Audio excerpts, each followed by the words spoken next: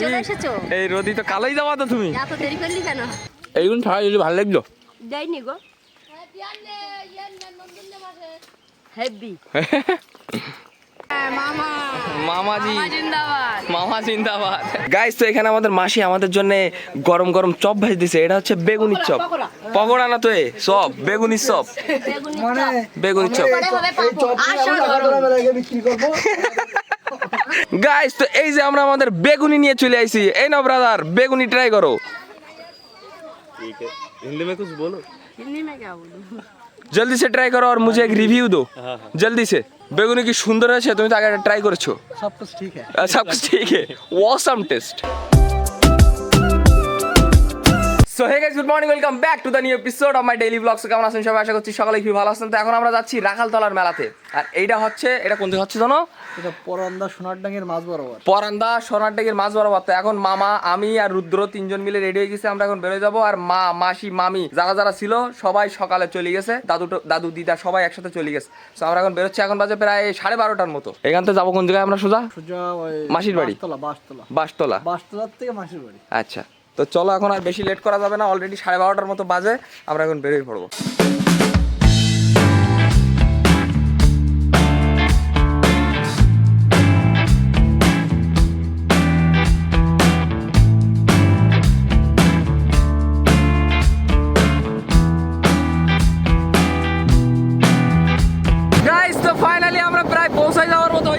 সামনের দিকে ওই যে মাঠের মাঝখানে, ওইখানে হচ্ছে আপনার মেলা। গাইস তো আমরা এখন যাচ্ছি মূলত ধান ক্ষেতের মাঝখান দিয়ে। আর মেলাটা হয় একদম বিলের মাঝখানে, ওই যে সামনে।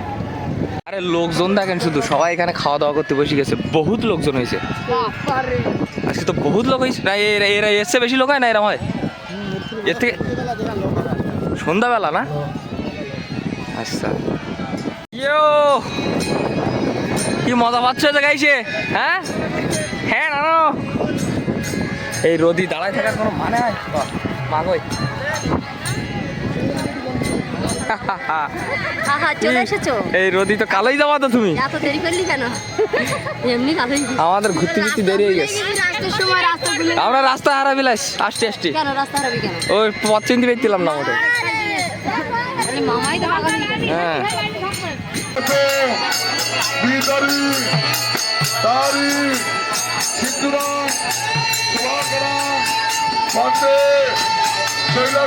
গাইস তো মেলার এখানে এই সাইডের দিকে আপনার বিশাল সাইজের একটা বট গাছ আছে, যেখানে বসে মনে করেন এর ছায়ায় বহুত লোকজন দাঁড়ায় আছে। কারণ একদম বিলের মাঝখানে হচ্ছে, যে কারণে এখানে প্রচুর লোক। আর এই সাইড দিয়ে প্রচুর বাজার ঘাটটাট বইছে, মানে দোকানপাট বইছে আর কি।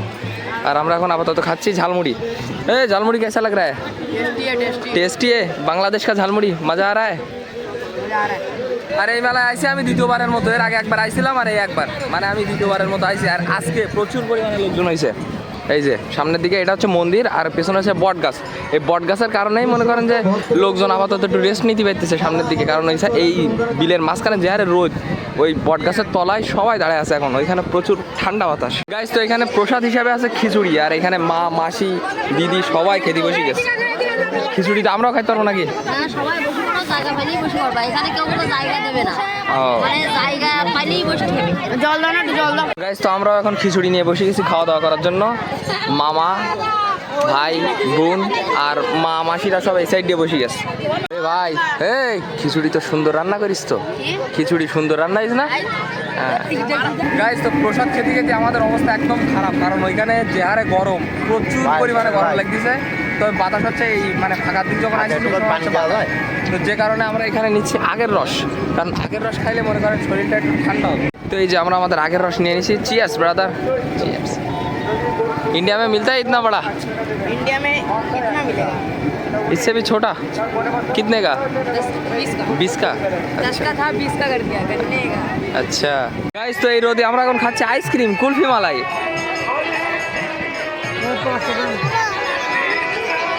স্পন্সর কে করছে? মামা। হ্যাঁ মামা, মামাজি জিন্দাবাদ, মামা জিন্দাবাদ। মাসি বললো তালের মেলায় যেই তাল খাবো, তো তালের চক্কি যাচ্ছে। গাইস তো অবশেষে আমরা এখান থেকে বেরোয় যাচ্ছি। এখন বাজে প্রায় দুপুর 2:30টার মতো। আর প্রচুর পরিমাণে রোদ, যে কারণে এখানে থাকাটা একদম মনে করেন পুরোপুরি অসম্ভব হয়ে যাচ্ছে। তো আমরা আসবো হচ্ছে বিকালবেলার দিকে। আবার যাচ্ছি আমরা লেকচার। না না আল্লাহর যাচ্ছি না, এখন যাচ্ছি আমরা মাসির বাড়িতে। ওইখানে গিয়ে থেকে যখন সূর্য একটু ডুবে যাবে বিকালবেলার দিকে, তো সেই সময় আসবো মেলায়। আর মেলার মজা তো তখনই, বিকাল থেকে সন্ধ্যা পর্যন্ত। ফাইনালি আমরা পৌঁছাই গেছি। আর এখানে দেখেন কত সুন্দর ছায়া বাঁশবাগানের নিচে। আর এখানে আমরা আমাদের গাড়িটাও রেখে দিছি। আর মাসিরা সব আসতেছে ওই যে সামনের দিকে। কি খাচ্ছ?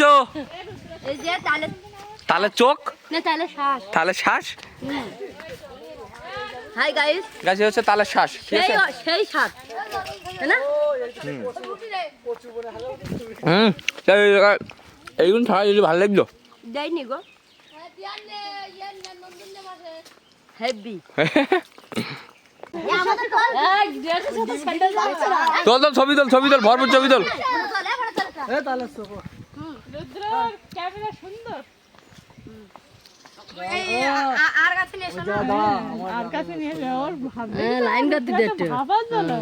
মামার ভাব দেখ, ছবি তুলতে ওরা, মামা ভাব নিতে দেখ ক্যামেরাম্যান।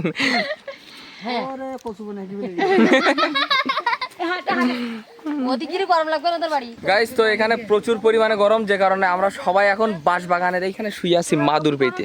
এই যে মাসি সব গড়ে আছে শুয়ে। তো এই রাখালতলার প্রচুর বড় একটা কাহিনী আছে, যেটা আপনাদেরকে পরে এক সময় আমি শোনাবো। আর একদিক থেকে ভালোই ছিল, আমরা বাড়িতে আসার সময় গেঞ্জি আর মামা এখানে হাফাতা শার্ট নিয়ে আসছিল, নালি ফুলাতা শার্ট পরি যে আরে গরম লাগতেছিল। তো এখন গেঞ্জি পরি মনে করেন যে অনেকটা ভালো লাগছে। গাইস তো এখানে আমাদের মাসি আমাদের জন্য গরম গরম চপ ভেজে দিছে। এটা হচ্ছে বেগুনির চপ, পকোড়া না তো এ চপ, বেগুনির চপ, বেগুনির চপ।